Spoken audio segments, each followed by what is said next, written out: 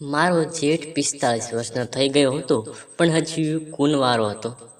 મને તે મારા પતિને એક સાથે જોઈને તે હંમેશા માંગ બગાડતો. મારા પતિ જ્યારે પણ ક્યાંક બહાર જતા, ત્યારે ભાઈ સાહેબ જ્યારે પણ તક મળે ત્યારે મને તેમના રૂમમાં બોલાવતા અથવા મોડી રાત સુધી મારા રૂમમાં આવતા. એક વખત મારા પતિ ઘરે ન હતા અને તે મારા રૂમમાં આવ્યા અને કહેવા લાગ્યા, તારી સાથે તો આજે જેવું કરીશ તે સાંભળીને તમારા હોશ ઉડી જશે. મારું નામ મિત્તલ છે. મારા લગ્નને મોડ 1 મહિનો થયો હતો. આખા મહિને દરમિયાન મેં મારા પતિ સાથે જે કંઈ માંગ્યું તેની મારી પાસે લાવવા તે પહેલાં તે મને કહેતા કે મારા ભાઈને પૂછીને લઈશ. હું ભાઈ પાસેથી પૈસા લઉં છું. મારા પતિ તેના મોટા ભાઈને પૂછીને જે બધું કરતા હતા. મારા પતિ નાના હતા જ્યારે અશોક મોટા ભાઈ હતા. તેને લગ્ન પણ કર્યા ન હતા.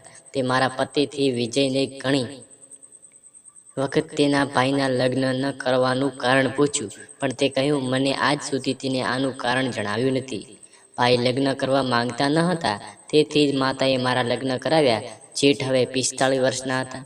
ધીમે ધીમે મને સમજવા લાગ્યા કે મારા સાસરિયાની આખી મિલકત મારા જેઠની જ છે. તે પોતાની કંપની સ્થાપી હતી અને મારા પતિ તેમના ભાઈની કંપનીમાં કામ કરતા હતા. સીધા શબ્દમાં કહીએ તો તેના ભાઈની કંપનીનું સંચાલન કરતા હતા. બંને ભાઈઓ ઘરમાં સાથે રહેતા હતા. મારા સાસુ સસરા મને કહેતા, હવે તું ઘરમાં આવી ગઈ છે, તને અને વિજયને એક સાથે જોઈને અશોકને પણ કોઈ દિવસ પરણવાનું મન થશે. તે કે દિવસે મારા જેઠને લગ્ન કરવા વિશે સમજાવ્યું, પરંતુ તે કોઈની વાત સાંભળવા તૈયાર ન હતા. મેં તેના લગ્ન કરવા પાછળનું કારણ જણાવ્યું. ઘણીવાર પ્રયત્ન કર્યો, પણ મને કંઈ મળ્યું નહીં. 1 મહિનામાં હું મારા સાસરીએ એડજસ્ટ થઈ ગઈ. સસરાની જગ્યાએ મારા જેઠ હતા.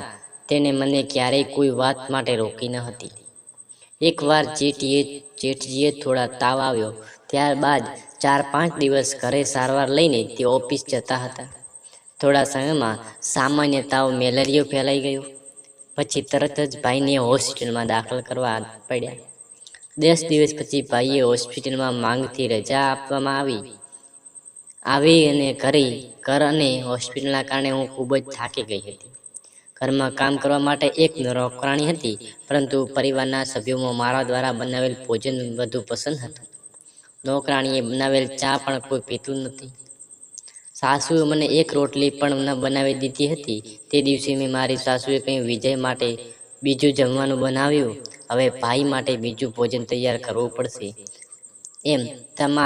મારો ખોરાક પણ અલગ છે. હવે ભાઈ થોડા દિવસે ઘરે આરામ કરશે, તેના માટે તેનું ધ્યાન રાખજે. ત્યારે સાસુએ કહ્યું, મિત્તલ, તું હજુ યુવાન છે, આટલી જલ્દી થાકી ગઈ. અમે તો તારા જેટલી ઉંમરમાં મેં કેટલું કામ કર્યું છે તે તું અનુભવમાં પણ નથી કરી શકતી. તમારા કામમાં તમને મદદ કરવા માટે ઘરના એક નોકરાણી છે. તમે આટલા થાકો કેમ અનુભવ કરો? એક રોટલી બનાવી હોય એમ આટલી તકલીફ શું છે? ત્યારે હું લગ્ન કરીને ઘરે આવી હતી તે સમયે મેં ક્યારેય મારા સાસુને રસોડા તરફ જોવા પણ નથી દીધા. હું ખૂબ જ થાકી ગઈ છું. મારા થોડો દિવસો મારી બહેનના ઘરે જવાનું છે. આના પર મેં કહ્યું, ઠીક છે સાસુ, માંગે એક પણ કામને હાથ લગાવડો નહીં. તમારે જ્યાં જવું હોય ત્યાં જલ્દી જાઓ. મારી કડવી વાતો સાંભળીને તેમણે કહ્યું, હું એટલી જલ્દી નહીં જાઉં. હું કહીને જઈશ. 10 મિનિટનું ભાષણ આપીને પછી આખરે મારી સાસુએ તમામ કામ મારા પર મૂકી દીધું. ભાઈ સાહેબની માંદગીરીના કારણે વિજયની ઓફિસનું ઘણું બધું કામ સંભાળવું પડ્યું હતું. ભાઈ સાહેબની માંગણી દરમિયાન હું આખો દિવસ તેમની સાથે બેસતી હતી, કારણ કે તેમને ગમે ત્યારે કોઈ પણ જરૂર પડી શકશે. મેં તેમને મારા પોતાના હાથે ખોરાક પણ ખવડાવ્યો હતો. ભાઈ સાહેબ તેમની સ્થિતિના કારણે આખો અઠવાડિયે રજા લઈ લીધી હતી અને અઠવાડિયાના 3 દિવસ વીતી ગયા હતા. 3 દિવસમાં મેં મારા જેઠની ખૂબ જ કાળજી લીધી. મારી સંભાળ જોઈને મારા ભાઈ સાહેબ એટલા બધા પ્રભાવિત થઈ ગયા કે 3 દિવસમાં તેમણે પૂછ્યું, તમારે શું જોઈએ છે? તેમણે જે કોઈએ તમે કહો, હું તમારા માટે તે મંગાવી આપીશ. મેં કહ્યું, ભાઈ સાહેબ, મેં ગયા અઠવાડિયે એક નવો સોનાનો હાર જોયો હતો. તે લેટેસ્ટ ડિઝાઇન હતી. તેને હું ખરીદવા માંગતી હતી, પરંતુ વિજય પૈસાનો અભાવે એ ખરીદવાની ના પાડી દીધી. હું ભાઈને સામે ઉદાસ થઈને બોલી રહી હતી. હવે મને તક મળી હતી તેને હું છોડવાની ન હતી. ભાઈએ કહ્યું, મિત્તલ, તમને નેકલેસ ગમી ગયો હતો તો તમારે આ વિશે મને કહેવું જોઈએ. પછી તેને દરરોજ સાંજે મને તેનું કાર્ડ આપ્યું અને મેં તેના હાર ખરીદ્યો. હાર મારા હાથમાં આવતાની સાથે જ હું ખૂબ જ ખુશ થઈ ગઈ. ભાઈએ આપેલો હાર જોઈને વિજય ચોંકી ગયો અને બોલ્યો, ભાઈ સાહેબ, મને આજ સુધી આવી મોંઘી ખરીદી કરવાની છૂટ નથી આપી, તો તેઓ મને એક સાથે આટલા બધાની ખરીદી કેવી રીતે કરવા દીધી? હું માની શકતો નથી ભાઈ સાહેબ, ક્યારેય તેમના નાના ભાઈએ આજ સુધી આટલી ખરીદી કરી દીધી ન હતી. માંદગીના કારણે ભાઈ ઓફિસ જઈ શકતા ન હતા. કંપનીની મહત્વની બેઠક હતી, તે પણ બીજા શહેરમાં હતી. ભાઈ બીમાર હોવાથી જઈ શક્યા નહીં, તેથી પછી તેની જગ્યાએ વિજય મોકલ્યો. હવે વિજય આગામી 4 દિવસ શહેરની બહાર રહેવાનો હતો. તે દિવસે વિજયના જતાં હું નહાવા ચાલી ગઈ, પણ બહાર આવ્યો તો મારા જેઠ મને બોલાવી રહ્યા હતા. મારા જેઠ મને મારા નામથી જ બોલાવતા હતા. જેઠનો અવાજ સાંભળીને હું દોડતી તેના રૂમમાં ગઈ. મેં કહ્યું, ભાઈ, ત્યારે તમારે કઈ જોઈએ છે? હું નહાવા ગઈ હતી એટલે તમારો અવાજ સાંભળી શકતી ન હતી. ભાઈએ સાહેબે કહ્યું, મિત્તલ, આજે મને થોડી વહેલી ભૂખ લાગી છે. નાસ્તો હળવો મળી જાય તો સારું. એટલે હું તરત જ નાસ્તો બનાવી ગઈ, પણ જતાં પહેલાં ભાઈએ તેનો નાસ્તો પહેલેથી જ એક ગોળી આપવાની હતી, તેથી મેં તેને ગોળી આપી તો તે કહેવા લાગ્યો, મિત્તલ, તું બહુ સારી છે. આ સાંભળી હું તેની સામે હસતી તરત જ નાસ્તો તૈયાર કરવા ગઈ. આજે નાસ્તો મેં તેની પસંદગીનો ગાજરનો હલવો બનાવ્યો હતો. તેને હંમેશા મારા હાથનો ગાજરનો હલવો પસંદ કરી હતી, પણ આજે તો બહુ વખાણ કરી રહ્યા હતા. બીમાર હોવાથી હું તેને મારા હાથે ખવડાવતી અને પછી તેને કહ્યું, મિત્તલ, મારી પત્ની પણ તારા જેવી હોવી જોઈએ છે. તેમની વાત સાંભળીને હું ખુશ થઈ ગઈ, કારણ કે તે લગ્ન માટે તૈયાર હતા. હું આ સમજી ગઈ કે તેને આગળ કહ્યું, મારે તારા જેવી એવી નહીં, પણ હવે તું જ જોઈએ છે. હું તમારા જેવી કોઈ શોધી શકતો નથી. મારા જેઠ મને એક એવો શબ્દ કહ્યો જેની મારા પર અલગ જ અસર થઈ. તે સમયે તેની વાત પર ધ્યાન ના આપ્યું અને ધીરે ધીરે હું પણ તેના તરફ આકર્ષિત થવા લાગી, કારણ કે આ દિવસોમાં ભાઈ મારી સાથે મેં ઘણી વાતો કરતા હતા. પહેલાં પણ તે મારી સાથે થોડી વાતો કરતા હતા. આમ તેની રજાનું અઠવાડિયું પૂરું થવા લાગ્યું અને મારા પતિ વિજય ઘરે આવ્યા. રાત્રે વિજય ઘરે આવ્યા પછી તેણે કહ્યું, ભાઈ, અને તે નેકલેસ ખરીદવા આપ્યો છે, તે શોપિંગ માટે તેનું કાર્ડ પણ આપ્યું છે, એ તારો બહુ સંભાળે છે, તો તું મારા માટે ભાઈ પાસે ₹10 લાખની રિફારિંગ કર. મને પૈસાની જરૂર છે. મને મારી વચ્ચે એક અલગ જ સંબંધ વિકાસ રહ્યો હતો, તેને કારણે મેં મારી બધી ઈચ્છાઓ પૂરી કરી રહ્યા હતા. વિજયને અમારી બંનેના સંબંધો વિશે કોઈ ખ્યાલ ન હતો. મેં વિજયને પૂછ્યું, તમને આટલા પૈસાની જરૂર કેમ પડી? તે અંગે તેણે કહ્યું કે મારે એક મોટી કાર ખરીદવાની છે. મારે કાર ખરીદવાની ખૂબ જ ઈચ્છા છે. પછી મેં તેને કહ્યું કે ઠીક છે. આ પછી વિજય સૂઈ ગયા અને હું મારા રૂમમાંથી બહાર આવી ગયા, કારણ કે હું ભાઈ સાથે હળદરનું દૂધ પાવાનું ભૂલી ગઈ હતી. તે રાત્રે પણ હું તેના રૂમમાં દૂધનો ગ્લાસ મૂકીને જતી હતી ત્યારે તેણે મારા હાથ પકડી લીધો અને પછી તેણે કહ્યું કે મને તમારી સાથે વાત કરવી ગમે છે. આ દિવસોમાં ભાઈ મારી દરેક નાની મોટી વાત પર ધ્યાન આપતા હતા. અમારી વાતચીત દરમિયાન મેં કહ્યું, ભાઈ, મારે કનિક જોઈએ છે. મેં મારું નામ આગળ કર્યું અને ₹10 લાખની માંગણી શરૂ કરી. મેં તેની પાસેથી વીજના નામે પૈસા માંગ્યા ન હતા, પણ થોડા સમય પછી તેણે કહ્યું કે તેઓને મને ત્યાંથી જવાનું કહ્યું. હું સમજી શકી નહીં કે આટલું અચાનક તેને શું થઈ ગયું. તે રાતે પછી ભાઈએ 3 દિવસ સુધી મારી સાથે વાત પણ કરી નહીં. તેને ચૂપચાપ મને ₹10 લાખનો ચેક આપ્યો, જે મને વિજય આપ્યો. વિજય કહ્યું, ભાઈ, તારા પર આટલા દયાળુ કેમ થઈ ગયા? આમ તો તેને મને કોઈ પણ આપ્યું નહીં. 4 દિવસ પહેલાં સવારથી જ સાસુની તેના બહેનને ઘરે જવાની તૈયારીઓ શરૂ કરી હતી. સવારે તેણે મારી પાસે 1 કિલો લાડુ અને બીજું ઘણી મીઠાઈઓ મંગાવી હતી. તે તે બહેનો ઘરે જતી હતી તે પ્રિન્ટની માટે હું સમજી શકી ન હતી. મેં મારી સાસુ માટે બધું જમવાનું બનાવી. તે દિવસે હું ખૂબ જ વ્યસ્ત હતી. મેં સવારે ચા પણ ન પીધી. સવારે 10 વાગે 10:30 વાગ્યા થયા હતા. મેં મારા નહાવાનો સમય થયો હતો અને મારા સાસુ તેની બહેનના ઘરે ગયા હતા અને વિજય ઓફિસે જવા નીકળી ગયો હતો. આ દરમિયાન ભાઈ સાહેબ પણ ઓફિસ જવા માટે નીકળતા હતા. પછી ઘરમાં હું એકલી જ રહી ગઈ હતી. નોકરાણ પણ તમામ કામ પતાવીને ઘરે ચાલી ગઈ હતી. હવે હું તૈયાર થઈ અને ચા બનાવી પી રહી હતી ત્યારે મારું રૂમનો દરવાજો ખોલ્યો અને મારા જેઠ અંદર આવ્યા અને મારી પાસે માફી માંગવા લાગ્યા. મેં કહ્યું, ભાઈ સાહેબ, તમે મારી પાસે શેની માફી માંગો છો?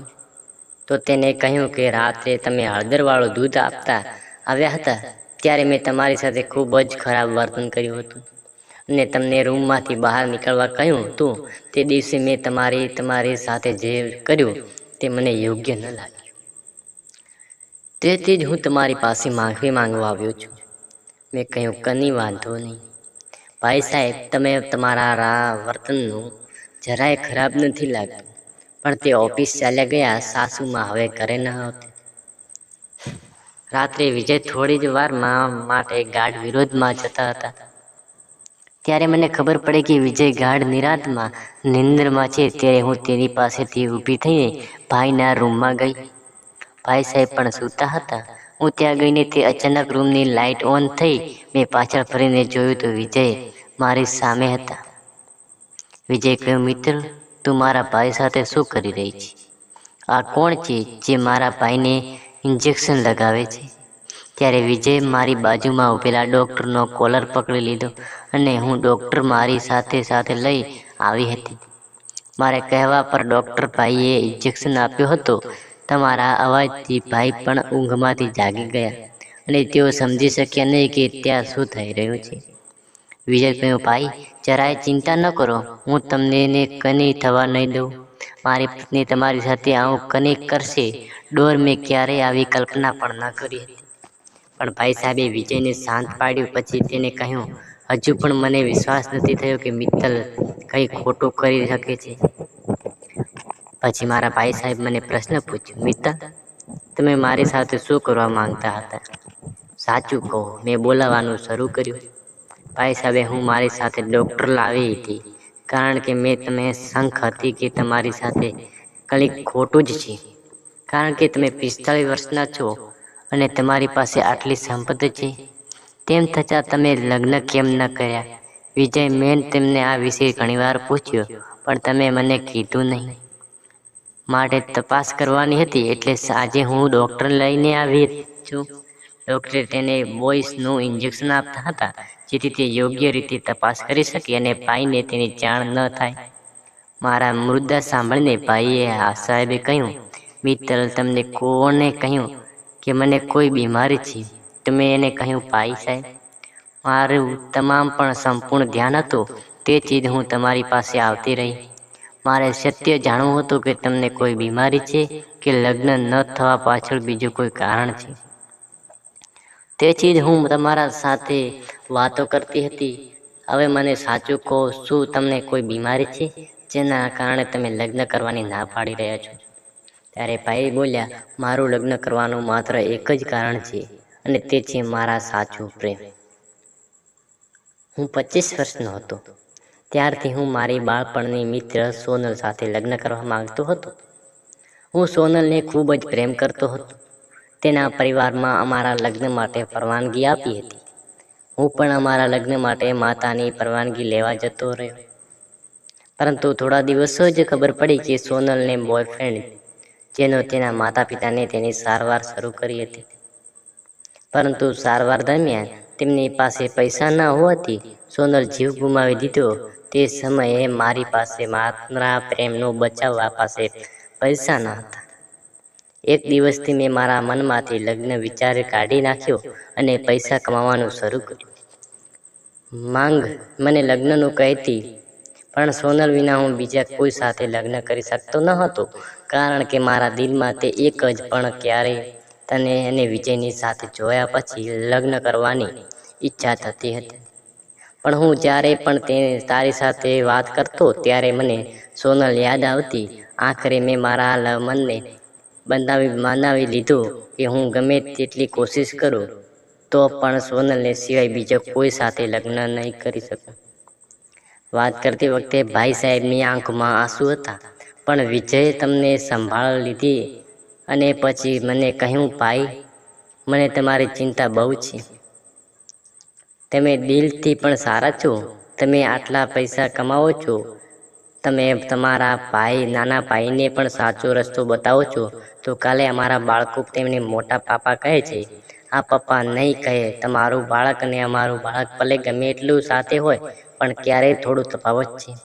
અમારા બાળકોનું શિક્ષણ માટે અમારે બીજા શહેરમાં જવું પડશે. તે અનુભવી છે.